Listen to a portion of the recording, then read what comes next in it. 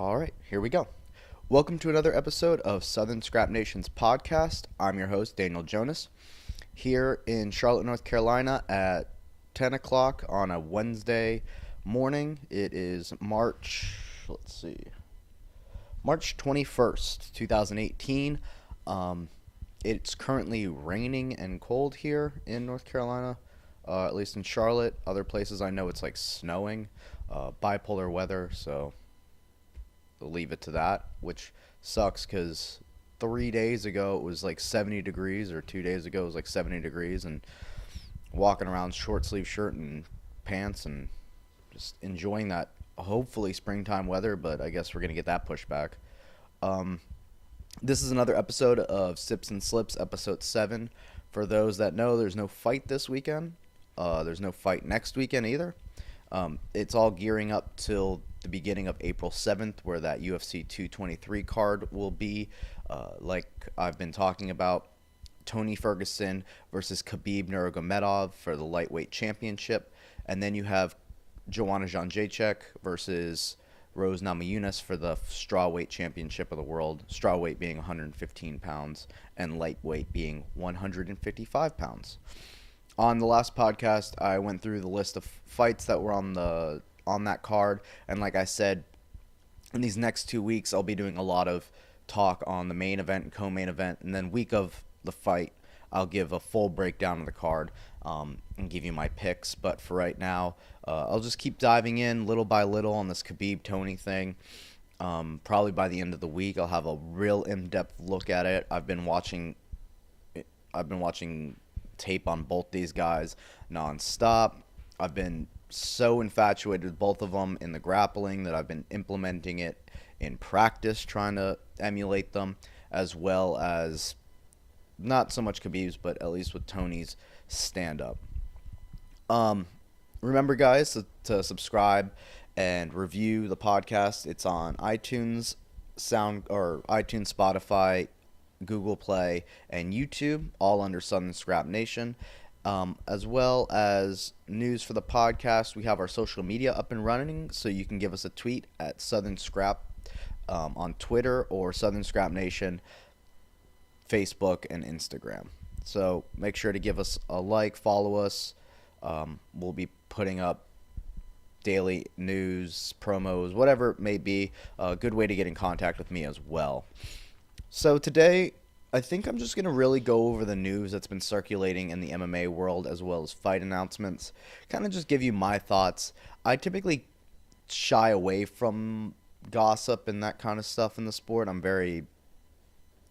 one of those like hardcore MMA fans that really just care about the MMA part of it. But, it's something that you have to talk about, right? Our sport is still a sport, and it's got to generate money and promotion somehow, and marketing, and what better way to do that than talk about what's been going on, at least in the sport, on the entertainment side. Before I get into any of that, remember, I'm giving a shout out to Charlotte Jiu-Jitsu Academy here in South End in Charlotte, run by John Piper. I'm looking to have these guys on soon, I'm hoping. It's nothing on them, it's more on me. I'm just trying to figure out a way to do this where I can get a good interview going in a good place with all my equipment. When it's just like me running the show, it's a little bit figuring out how to do it. And once I get that going, I'll have them in for interviews, but I really want to do breakdowns with them too. I want to do like demos and do like moves and that kind of stuff, because why not make this podcast a little bit more active instead of just me sitting here interviewing people mic to mic. At least get us up and doing something. So in the news this week, let's go ahead and just open up with Ronda Rousey, because it's the biggest headline due to her stardom, and it's the one that's gaining the most traction. Also, she's doing an interview. She hasn't really been in the interview spotlight for a very long time. The one she lost to Holly Holm, refused to answer any media questions, refused to lose with dignity, if you will, and keep her head up and, address the fact of why she lost or why she won. But she didn't win. But if she was to, she probably would have answered media. But from what the history that happened, her losing, she didn't answer any media, and it reflected bad on her as an athlete in our minds. Didn't really affect her stardom outside the world because the hardcore MMA fans are the ones that would stick by and watch the post-fight interviews or care what they said after. Most people saw that she lost and then moved on with their lives. So as she geared up to come back and fight Amanda Nunes, there was a lot of promos set on her, yet she still didn't do any sit-down interviews. She didn't talk about her loss. She did a lot of Ellen interviews, which at her level, I guess that makes the most sense because it's the widest, or it's the largest audience you can capture, right? If she just did a bunch of MMA fighting or, which is nothing wrong, or BJ Penn or MMA Junkie interview, the audience that she can reach, and it doesn't really fair, understandable. But yet in these interviews, she didn't address anything about her loss, anything she's learned, any of the takeaway from it, which is kind of sad because you like as she lost and others lost on that card, the others didn't make any excuses for why they lost. They just went back to the grindstone and worked back to getting that title shot or worked back to getting that title, which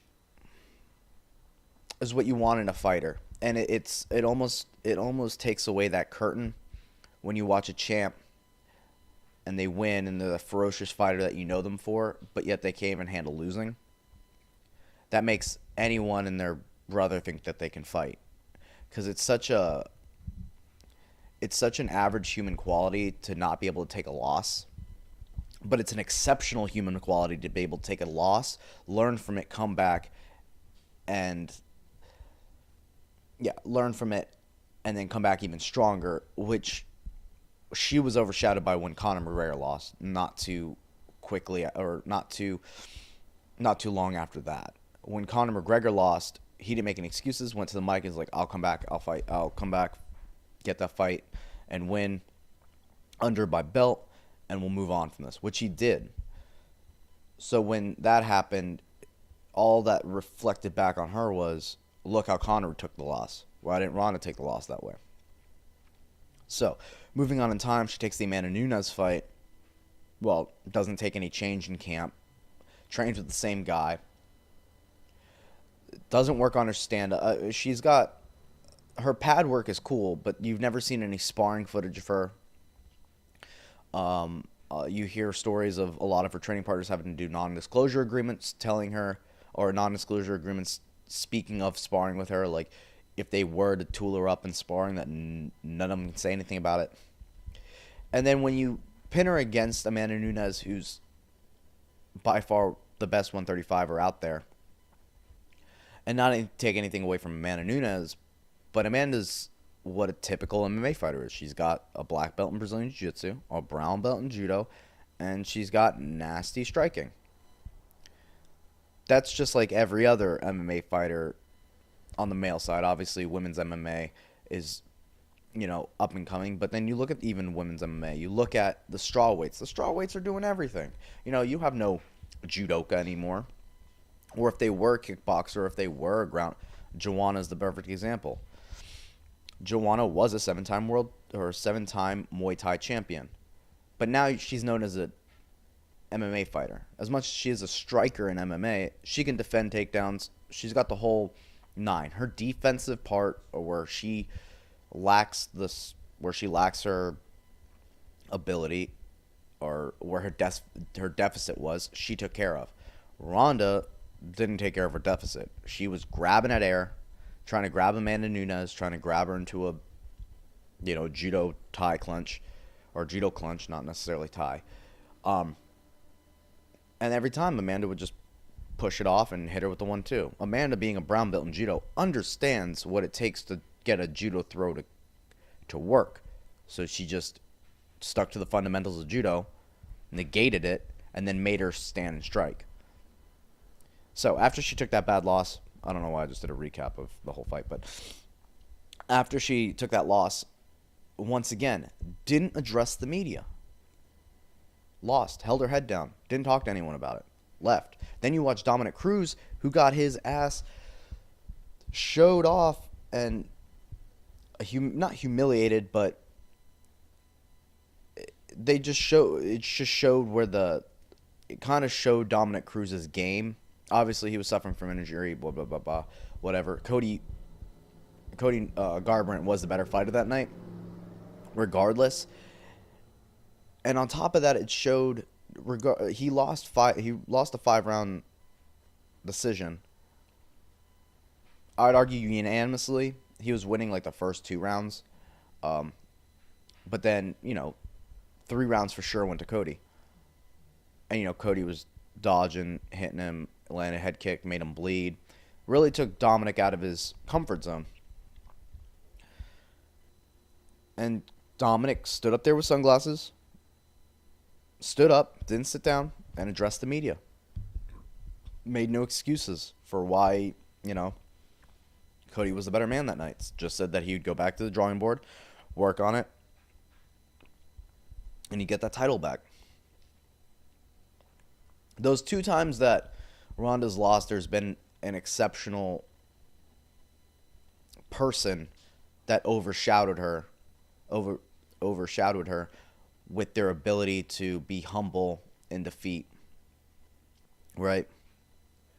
And Dominic and Conor were those guys. Like, if I was to lose and I lost, and I wasn't too, I lost in the way of Dana Cormier, the last person, or when Kevin Lee lost to Tony Ferguson, he was kind of having like a temper tantrum. He was jumping up and down, wasn't upset with like himself and all that, but didn't really hold his composure. And nothing wrong with any of that. Obviously, high emotional situation that people can't even fathom. So you don't really know what you're going to do until it happens. But I would never want like Dominick Cruz or a Conor McGregor to follow up after I lost, because they would just be like, yeah, I have no excuse, whatever, even though I just got my ass beat in front of millions of people. So she opened up in this most recent interview. I don't know what it was for, but I think she was with Kurt Angle. Yeah, she was sitting next to Kurt Angle, 2 Olympians, who got into WWE. Kurt Angle himself was a gold medalist wrestler, and then Ronda Rousey, brown medalist judo. Or bronze medalist judo. Ronda opened up about after that loss, she thought that God hated her and she had nothing left. What I take away from that, it's a hard statement for a lot of people. Like, a lot of people are going to side with her and be like, oh, that's intense. That's an intense feeling to feel. All right. Obviously, losing at that magnitude and people and all the hate, I could not imagine on Facebook or the Instagrams or the comments of people berating you about, you losing, how much you suck. Like, I'm sure there was like a lot of go kill yourself, like all these, things that you used to be showered with admiration and comments of, you're the best, you're the biggest role model I've ever had, like, you got me into this, da-da-da-da, to go to the complete 180 where people are like, go kill yourself, like, you don't even belong in the sport. Like, I can understand the extremes that you have to go through, and I empathize with someone that has to do that. However, a lot of that was brought on by her, right? If I lost and I'm a sore loser, most people aren't going to jump on train with me or try to support me. The average fan isn't going to support that person. Only your hardcore fans are going to stick by you. But how long are your hardcore fans going to stick by you if you don't even say thank you to them? If you don't even acknowledge them, if you don't even post anything about them, you just shut everybody out. Shutting everybody out, expect history not to treat you well. And it was 2 times, right? And she didn't make any changes. And I'll go into like the technical part of why she lost and all that. in a second. But to blame God or to blame some sort of omnipotent being for your loss and the way that life is treating you, when at that level she had control of everything up to a certain point, how she was perceived in the media, that's on her. Who she wanted to fight when she came back, that's on her. Her training up to that fight is on her. Fighting is a very selfish sport, and at that level, Conor's not even fighting. Let's use Conor as the Golden Boy's Conor. If you were to take two paths in MMA on after you become a superstar on how to handle your loss, Conor's one way to handle it, and Ronda's one way to handle it. Conor lost, and he still fought Floyd Mayweather, right? For one of the biggest paychecks of all time. If for an MMA fighter, the biggest paycheck of all time. And he's still not fighting. He's still living off that paycheck. And people are less interested in him fighting right now because they just want to see him back in there. But there's like less of that hype. But there's still that, when's the next fight for Conor going to be? When's the next fight for Conor going to be? But, we've seen Conor lose twice since then. Obviously, one to the best boxer of all time, but two to like a top 10 lightweight in the UFC. We know where his holes are in his game, but yet people still have this invincible aura or invincible like thought of what Conor is, and he's like the GOAT and the best of all time, da-da-da-da-da. They still think that he's almost godlike in himself when he fights, which he's an amazing fighter, don't get me wrong. But at the end of the day, he's still just a fighter. He just has the ability to mark himself better.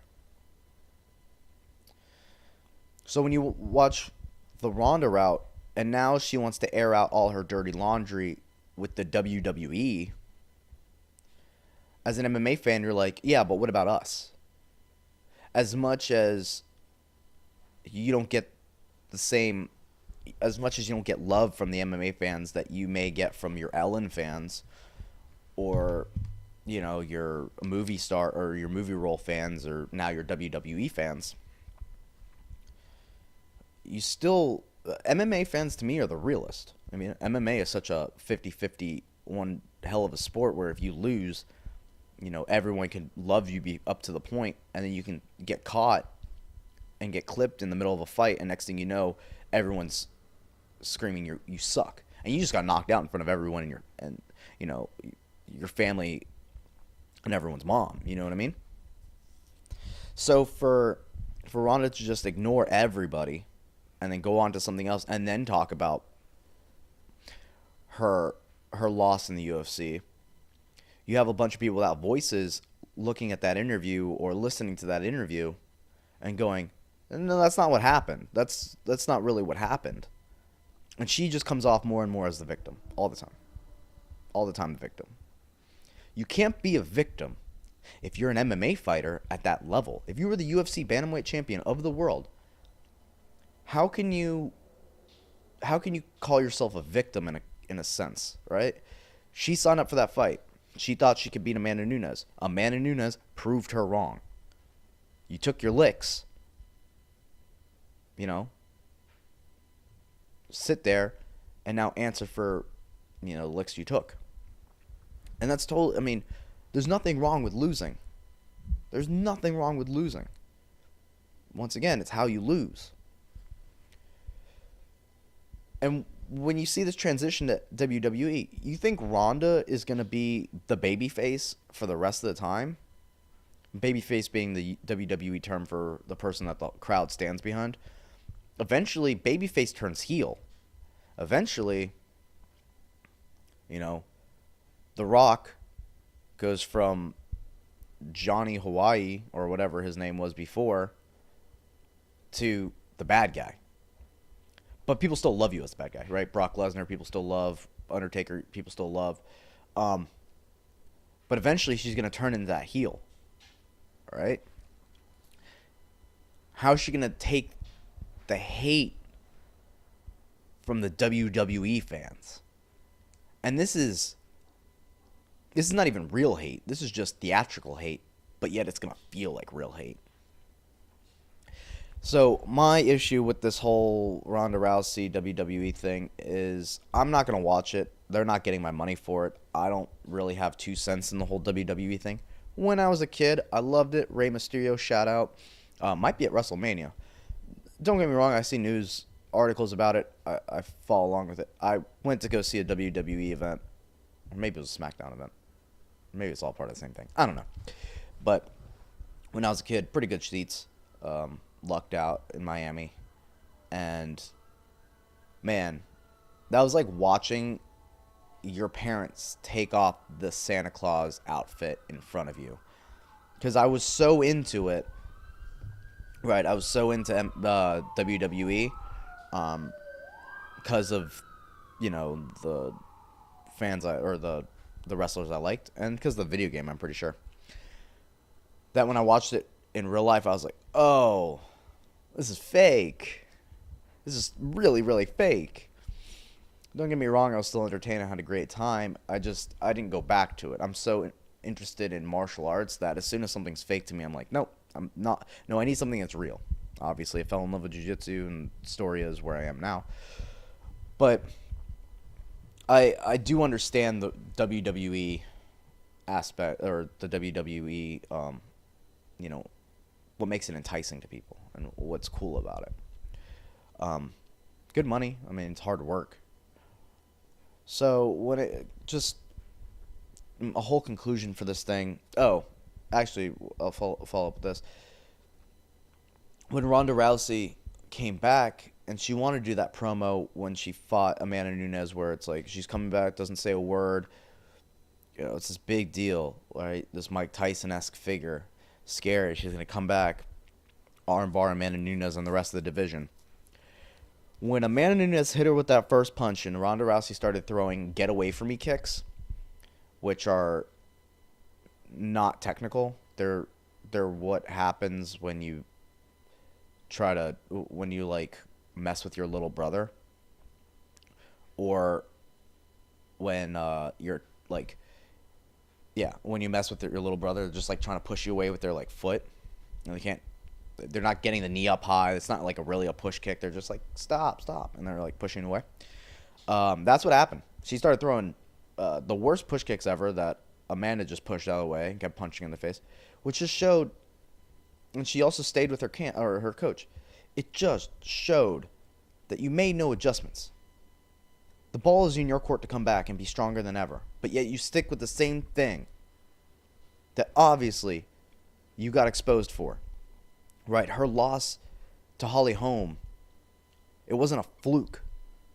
That happened third round, or second round. That knockout happened. You had a whole round to show that your striking's not on that level. Hey, maybe you leave Edmond and you actually go to a striking coach. Right, that's on her. When she came back and fought Amanda Nunes, who did she think she was fighting? It's not a cab driver. It's not like you're fighting at the elite level. You're fighting a UFC bantamweight champion. The same champ that beat Miesha Tate for the title, who Miesha Tate choked out Holly Holm, who beat you. Obviously, yes, I beat Miesha Tate. But did she not watch the Miesha Tate Amanda Nunes fight for study, for tape? Because in that fight, I can tell you that you hit Miesha Tate, and you've seen Miesha Tate get hit before, and not once has she ever looked like that after getting hit. It should have been in your mind to be like, maybe I should work on my striking and my defense, because the last fight I took, I didn't have any of that. But instead, she stuck with the trainer, stuck with all the yes men. She got teed off on.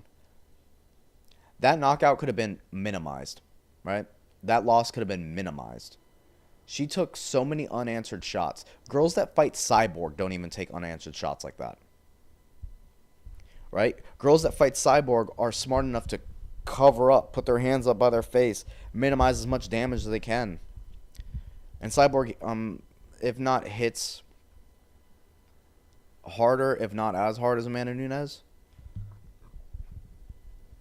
I just the way that she treats MMA is unfair to the sport and to all the fans, and that's why I think we should just leave her in the dust and let the WWE take care of her. Um, she's obviously a pioneer for the sport. Congrats, goody on her. She'll be in the Hall of Fame if she wants to be in the Hall of Fame. She treats MMA as like a bad breakup, and it's one of those things where since she's the golden girl of the rest of the world, MMA is the one that gets looked down upon. The fans get looked down upon through the eyes of the the rest of the world. People don't look at her. People look at her as the victim, and MMA as the villain. No, MMA is just a sport, and that's just the way it is. And it's just that's what happens if you don't go in there prepared. But she's the golden girl of it. So, moving on, next one. Max Holloway talks about the withdrawal from the 222 card being a tough pill to swallow. Not much to say about this. Obviously, Max Holloway wanted to fight, and it sucked because you didn't get to see Frankie Edgar versus Max Holloway when Frankie pulled out the first time. That's how you got Max Holloway versus Jose Aldo 2. And then I guess the tough pill to swallow is the fact that Brian Ortega knocked out Frankie, and it's going to be like the third time's the charm kind of rematch, right?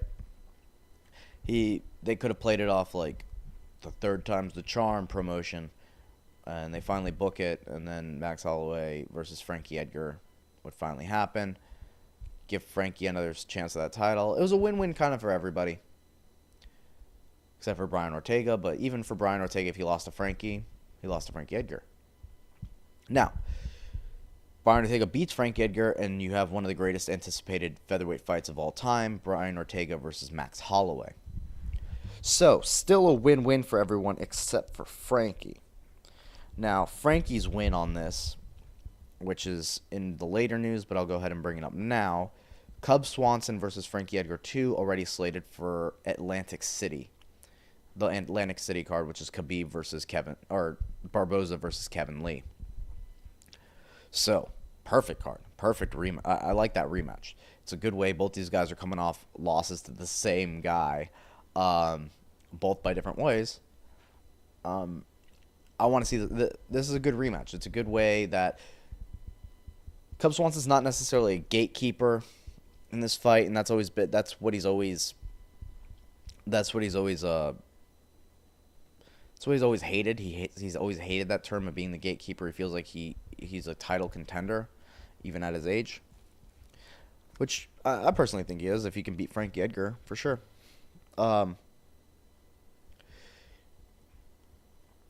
In this rematch, and it's also good for Frankie in this rematch because it's in Atlantic City, right? He's not going to like Singapore, or he's not fighting on a Fight Pass prelim or a Fight Pass card in Malaysia, which he has before. Not Fight Pass, but he's fought in like Manila or something like that. So for Max Holloway, I can see how it's a tough pill for him to swallow. But man, he's got one of the best featherweight matchups coming up in his thing, or in his life. So, and I saw videos of him sparring recently. He's looking good. He's got a little bit of the brace on his knee, but he's looking good otherwise. It must be tough to have the idea that you're gonna fight somebody and then you have to change plans, change game plans. Excuse me. You have to change game plans. You have to change things up. I can understand that. But that's just Max Holloway being Max Holloway. He's a fighter. Tough bill. When you can't fight, can't make that money. I mean, for him he can because he's got that Twitch account. He's got other things. But, he's a fighter. He likes to fight. So, that's pretty much that on that. Cynthia Calvillo speaks her side about the whole marijuana suspension that she's having to deal with, getting 9 months suspension from USADA after getting 6 months from the Nevada State Athletic Commission or California State Athletic Commission, which she didn't think she was going to get 9 months, which is really extreme. She said she smoked weed after Christmas. So that was like 6 days before the fight, or maybe even more time before that fight. Um, yeah, I mean, yeah, it's definitely not fair. She lost sponsorships. That's the issue that I have is this USADA 9 month suspension affects her financial well being. She shouldn't be losing sponsors over this, right? Seeing that she lost or she seeing that she failed a test, which is no real implication to her losing or failing that test, just that she's going to be suspended for a while. And not even for that much of a time. She's just going to be suspended for a bit. But the word suspended from her sport, meaning that she cannot fight, her sponsor or whatever sponsor she may have lost, may have seen that and just been like, well, you're suspended. Our company doesn't abide by that. Da da da da. Sorry, we have to cut ties with you. That's fucked up. Like you can't like to take someone's financial like stability, especially a younger girl, like a young woman that she is. She doesn't have much more time in the sport if she wants to develop, if she wants to have a family, have kids. She needs to make as much money now, because after the kids happen, I mean, obviously there's a chance to come back to the UFC and fight, but that's still some time that you have to take off if you're gonna have a kid. Juliana Pena is going through that in her life. Miesha Tate's pregnant, and she has no interest in coming back because that's a full-time, thing now. You can't have a kid, hand it off to somebody, and then go back to training. It doesn't work that way. Oh, by the way, Miesha Tate. Shout out to Miesha Tate for saving her dog from being attacked, even though she was pregnant. She kicked, that sounds real bad. Another dog was attacking her dog, and she saved it by jumping on the dog attacking her dog. Kicked it and got it off, and she's getting some flack for doing it when she was pregnant, but she's a fighter. I mean, something of hers that she cares about deeply is being attacked. She's a fighter. She's going to fight for it. She's going to help protect it. That's the mental picture I have of that is the greatest thing. It just brings me back to warrior culture. Right? Warrior culture for a woman, it's like, "Oh, I'm pregnant. All right, I'm caring, I'm loving, I'm compassionate. Mother Nature, being carrying life in my stomach, or and all this, all you think is just this nurturing, caring woman. But at the same time, she used to be the bantamweight champion of the world, just a badass, and that can come out even if she's being the most loving, caring woman in the world. She's still a warrior at heart, and that's one of the coolest things ever. I don't know many pregnant women that would try to save a dog while also making sure that the baby's all right. Some badass shit right there. So shout out to Miesha Tate. It's cool. It's cool. So the one thing that did come out following Powerful Woman, and Amanda Nunes is in this. So UFC 224, they had their media day, face off the Brazil card, the Rio card. Amanda Nunes versus Raquel Pennington. So, what the UFC is not marketing, which they kind of did on this, but not really. They just were lucky to have this picture. So the face-off, when you watch when these two women are doing they're doing their interviews and questions and stuff like that, I totally didn't register with me because no one did this marketing. But this is a lesbian couple facing off against each other.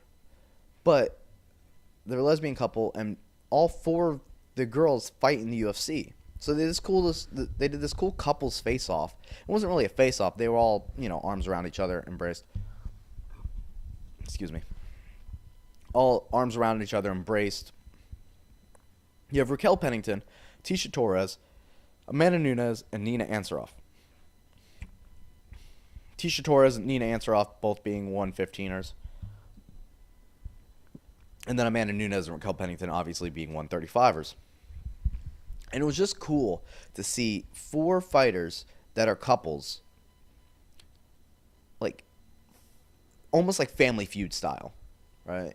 You have the Nunes corner, and then you have the Pennington corner, and show me whatever. Anyway, and it's cool because you don't see that with other male fighters, because obviously, um, well, unless you had an MMA fight, like a guy MMA fighter and a woman MMA fighter, and they were together, and then the other one, they were a couple. But as far as we know, there's no gay MMA fighters, so we don't get that kind of couple photo. So this is one of the first times that I've really seen it, and it's really really cool, right? You're just showing like literally couples of fighters, and they can market each other. They could do a couples battle, right? Nina Ansaroff and Tisha Torres in the co-main event, and then Raquel Pennington versus Amanda Nunes in the main event. That'd be crazy. That'd be cool as shit. Obviously, Nina and Tisha are on two different, they're on two different paths to the title right now. Tisha being closer and Nina still working towards it, and I think she's looking to go to 125. So just that idea is really cool, and that's the way to market. That's the way to market in a different way. Pull in the LGBTQ, RSTV, whatever it may be, LGBTQ community right now into the MMA world, right? You have Amanda Nunes. We've been speaking about her lesbian,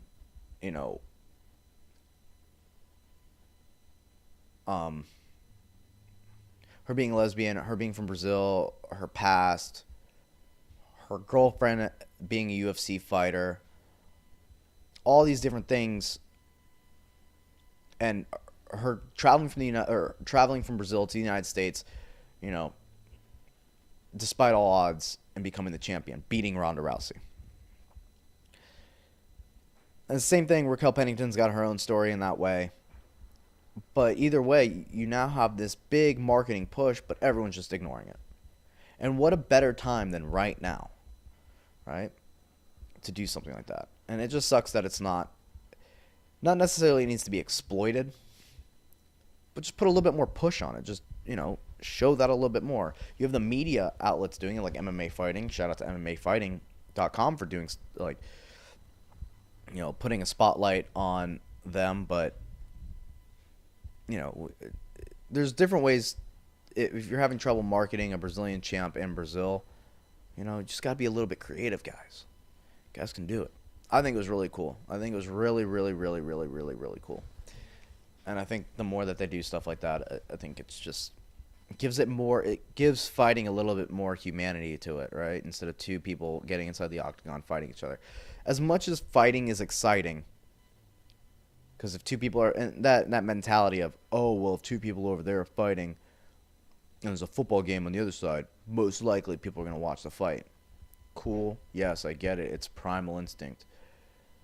But it's still a sport and it's still a business, right? You got to get people emotionally involved, not just aesthetically involved in the things. A fight is cool because we know it's going to only last 30 seconds, but when you get a fight, like a street fight's only going to last 30 seconds, but when you get two professional fighters, it can last 30 seconds, but it can also last 30 minutes. So you have to get them emotionally involved that they're going to want to stick through the 30 minutes, and they're not going to get bored from the grappling exchanges. They're not going to get bored from the clinch work on the fence. You just want them to be emotionally involved or emotionally invested into the fighter, that they just want to see them win or lose or whatever it may be. And there's no better way of being able to do something like that than this. I'm emotionally involved. I'm emotionally invested into it, right? But I have to go about my own way of researching, and I'm a huge hardcore MMA fan. The average person, if they even stumble upon that video, they're still not going to know who Tisha Torres is, and they're still not going to know who Nina Ansaroff is. They're going to have to find their own research. All that the UFC has to do is just give it to them on a plate. That's it. So Augusta Mendez Fails for USADA test. Augusto Mendez, really known for his fight with Cody Garbrandt. That's about it. I mean, just giving you guys an up-to-date on any drug test fails. Anderson Silva's talking about he may be able to come back. Probably not. I mean, he's 42 years old. And he's thinking about, like, coming back and fight. And he's talking about a chance to fight for the title. No, not going to happen. You're 42, and then if you get 4-year suspension from USADA, you're going to be 46, come back and fight probably 47, and then if you fight for the title, if it's even Robert Whittaker still there, good luck with that. Not going to happen. UFC posted a picture of Conor and Floyd Mayweather facing off. It's their face-off picture from their boxing match. You know, Floyd's hand out and then Conor's hand out, and they're crossing. And the post was like, Marvel, quote, the biggest crossover in all of, the most insane crossover ever, da-da-da-da. Talking about Avengers Infinity War. And then underneath it said me, and then it was the picture of the two of them, trying to promote the fact that Floyd is applying for an MMA license. He's also talking about training with Tyron Woodley, talking about his takedown game as a 7 out of 10. Really just trying to promote the fact that he's looking to come into MMA. Let's see when I believe it. We can get a hype. We'll hype it up. But I will hype it up to the point where I will say, yes, he's coming into the MMA world. No, he is not fighting Conor McGregor. The only way he's fighting Conor McGregor is that they go no ground game or something, right? Some rule. But he's not fighting Conor McGregor. Conor McGregor in the UFC. Watch it. It wouldn't be fun to watch. As an MMA fan, you'd be like, yeah, fuck Floyd. As Floyd's ex-girlfriends, you'd be like, yeah, fuck Floyd. It's something you would want to watch. Yeah, beat him up. Choke him out. Yeah. But as a fan, you're going to look at it, you're going to pay the $100-something, and then Conor's going to go in there and kick him in the leg, take him down, choke him out. Then you're like, oh, well. And the way he's going to do it, it's going to look effortless, and you're going to be like, oh, I could have done that to Floyd. No one wants to see that.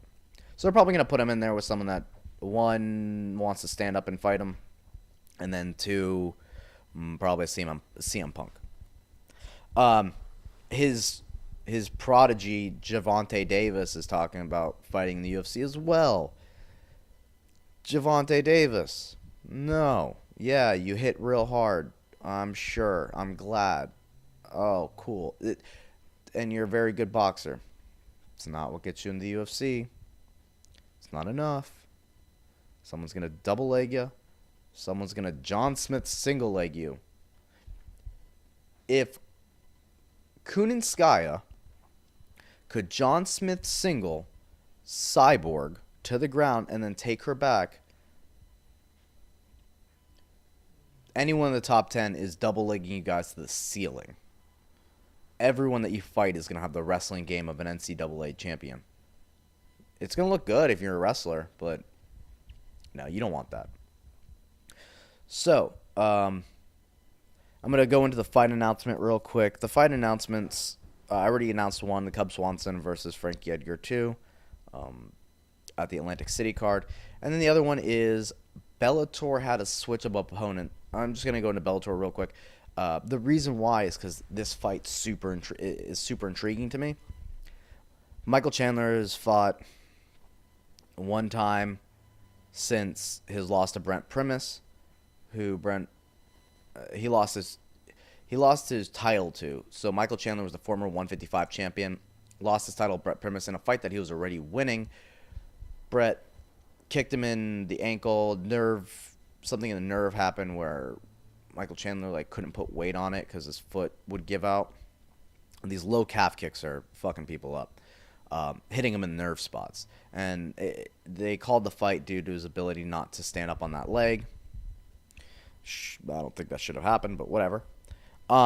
So they were scheduled to rematch recently, but then Brett Primus just got pulled from the fight. He's out due to, I think, injury. And you have Michael Chandler versus Brandon Gritz. Brandon Gritz has that kind of same style as Michael Chandler, so I expect a war between the two of these, and a war that you guys need to tune into. This has Fight of the Year all over it. I like this fight better than the Brett Primus fight. This brings shades of the Michael Chandler versus Eddie Alvarez fight to me. Brandon Gritz has that pressure. He's got that style that Michael Chandler has. It's the pressure wrestling style. Pressure wrestling in the sense of, like, if you were to watch Eddie Alvarez fight, Michael Chandler fight, Justin Gaethje fight. Justin Gaethje's got his own style and that, but it's a very pressure style, drop up down kind of style. You drop them down, take them down to the ground, beat them up, stand up, constant passing, smashing, and then standing up. It's a lot of hooks, big hooks leading to big takedowns. So these two guys are just gonna go after each other. So be on the lookout for that fight. I just want to let you guys in on some knowledge. Okay, it's probably, I think it's a free fight. So if you're missing some MMA, tune into Paramount Network, Bellator. They got it for you. Before I go, there's going to be two fights that I want to talk about that not necessarily are going to happen, but could be on the radar. So this past weekend, Darren Till was in London promoting the fact that he's going to be on the Liverpool card. He's going to be headlining the Liverpool card in England. I mean, who else but the face of Liverpool. Excuse me. Darren Till. But the question is, who is he going to be fighting? And we still don't know. We have Ponzinibbio set on the coffee. Sips and Slips, also not brought to you by, but is happening because of, I think, because of Peet's Coffee. I got it in Harris Teeter, but probably available at a grocery store near you. Peet's Coffee. I have this dark roast of theirs. It's got this like lemon taste to it. It's nice. It's dark, so it's got this bold flavor. If you're into coffee, tune in. If you're not into coffee, you're probably just like, all right, well, you were talking about two fights and Darren Till. I was excited. Now you're getting on this fucking coffee train? Yeah. Listen, real quick. Look at me. Listen. Coffee. Peet's. They have this lemon flavor that's like dark, but in the morning, it's like a mix of like black coffee or black tea, and it really gets you going. I was going to do like a chocolate because I really like the chocolate bitter flavor, but no, I want to try this lemon thing, what the buzz was about. It's pretty good. Gets you going in the morning. Doesn't have like that sweet, like I said, chocolate flavor to it. Anyway, so the Darren Till fight. Darren Till scheduled to fight someone, Liverpool. Names for him that are in the works: Kamaru Usman, Colby Covington. He wants Stephen Wonderboy Thompson. He was talking about Robbie Lawler, Jorge Masvidal. Jorge Masvidal's not going to be ready for the Liverpool card. So, but he wants Wonderboy Thompson. I don't think Wonderboy's going to take that fight. That'd be a really good fight. Probably not going to take it, though. I think we see Darren Till versus Kamaru Usman. They've been going back and forth on Twitter. And if Kamaru Usman doesn't go for the Ponz, because his quandary is, and Kamaru talked about this, is does he take Darren Till or does he go for the Ponzinibbio fight in Chile? I'd like to see Darren Till versus Wonderboy. I like him against the vets. I like him running through that. I think putting Kamaru Usman against other up-and-coming... Kamaru Usman, that would be a good fight to watch. It's a clash of styles, but I don't think the UFC wants to do that marketing-wise. They don't want to watch a guy wrestle, take down their future star in London, or in England, if not their already future star in England. So they're probably going to match him up with someone that he can beat, and someone that, I mean, obviously can lose to, but someone that can make it exciting. Um, but they've been going back and forth on Twitter. I like it. Darren Till is just like, of course I'm not gonna fight you, mate. You're scary. I'm scared of you. He's like, I don't want to fight you in my home, having you try to shag my leg for the whole round or whatever. I like the shit talking between the two of them, but I don't think it's a fight that people are gonna want or a fight that is gonna be dragged out. I'd rather watch Kamaru Usman fight Colby Covington. You're gonna force a stand-up fight, and then if they want to wrestle, then you're gonna see who's got the better grappling. And then out of those two, I think would have a better chance of fighting Tyron Woodley stylistically. Darren Till, still young. They can put him against a couple other fighters. If he beats Stephen Wonderboy Thompson, right? Put him against one more guy. Like co-main event of like some big pay-per-view or whatever. Like title contender. But then Kamaru Usman versus Colby Covington. Those guys kind of have the same similar style as Tyron Woodley. So, pinning them against each other, and then the winner of that fighting Tyron, that'd be a good fight. The other one that isn't in the works, but they've been talking shit to each other back and forth, which they got other people to worry about, but it's setting up a future fight. It's a fight that Kevin Lee's been wanting, is Khabib and Kevin Lee. Khabib Nurmagomedov and Kevin Lee have been talking shit back and forth to each other. Kevin Lee always talking about how Khabib's wrestling game doesn't impress him. He's not that, what he does isn't that great, which I beg to differ. I watch what Khabib does, and it's not like I haven't done it. It's just I don't get it. Like I get the grips. I can do the grips. I can do the positional thing. I get there sometimes in practice. That's what I try to work on. I get obsessed with I've been obsessed with the Khabib and the Tony styles. And like I said in the beginning of the podcast, I've been trying to emulate them in practice. Like I'm just so infatuated with both their styles. But there's something that Khabib does. I mean, he's either ridiculously strong to the point where it doesn't make sense, or there's more to this techniques that he's not you can't see. But the ability to hold people down and beat people up the way he does, like there's something to it. There's something. Is it wrestling bears? Is that it? Is that the secret? Which everyone laughs. They chuckle at that fact. But name one other person in the UFC that's wrestled bears and has had the same success that Khabib has. There's no one else in the UFC that wrestles bears, but yet no one has the same success as Khabib. It's a factor. I'm just saying. It's a factor. But to get back to it, to be more real, Khabib versus Kevin's a really good fight. I think so. I think it's like new MMA mixed with just like this. Not older style, because it's not old. It's just what works. The new MMA kind of grappler, the mix of the way that Kevin Lee mixes in takedowns and great striking and in and out footwork, but can still shoot a nice double, single, and transition very well, get the person down to the ground if he needs to. Kind of MMA versus just Smash City Khabib time. But Khabib's becoming more of that. I mean, I would put my money on Khabib in that fight, because I think if Kevin Lee was taken down by Khabib, he would just work to stand up.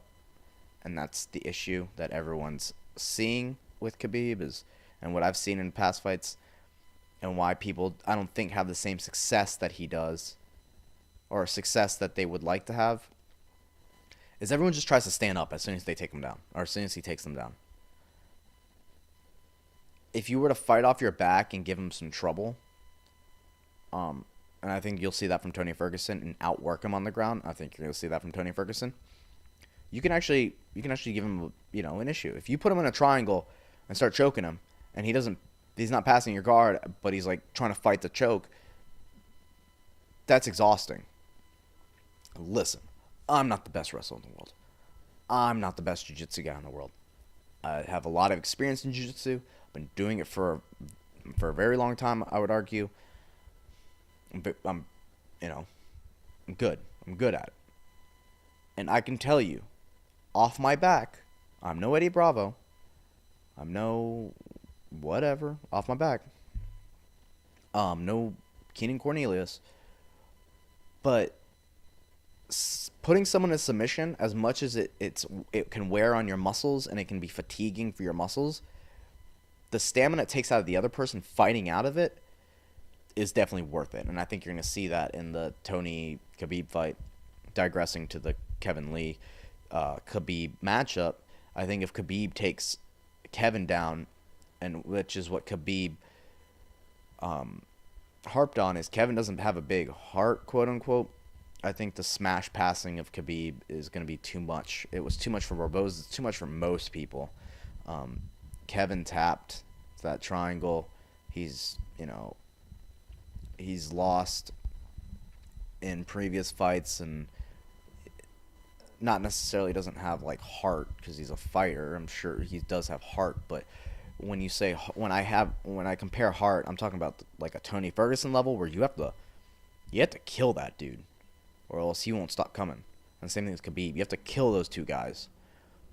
And the only other person I can see that is comparable to Khabib and being able to negate that smash pass is Tony.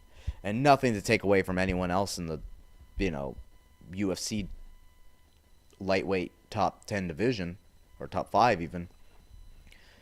But between those two, there's not many other people besides maybe Justin Gaethje.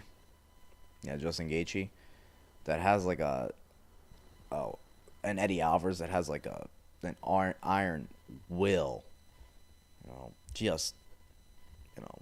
You have to put them out. Nothing else is going to stop them.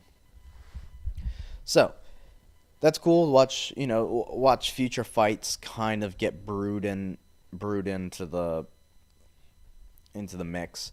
Not necessarily going to happen anytime soon, but something, give you something excited for the future. And hey, regardless if they win or lose, if Kevin wins his fight and Khabib wins his fight, what a setup for a chance, a title fight. If Khabib loses and Kevin loses, what a title contending fight. There's bonuses to this. And last but not least, Francis Ngannou and Derek Lewis talking shit to each other. And then Francis Ngannou also talking shit to Brock Lesnar. Brock Lesnar won. Let's leave that one out for a little bit. But Derek Lewis versus Francis Ngannou is a possibility of happening. Personally, yes, I would love to see that fight happen. Do I want to see it happen right now? No. What I want to see happen is Francis Ngannou take one fight, win, and then set it up. Reason being is Derek Lewis is coming off a win. It just looks better. That's it, marketing wise. I just think it looks better.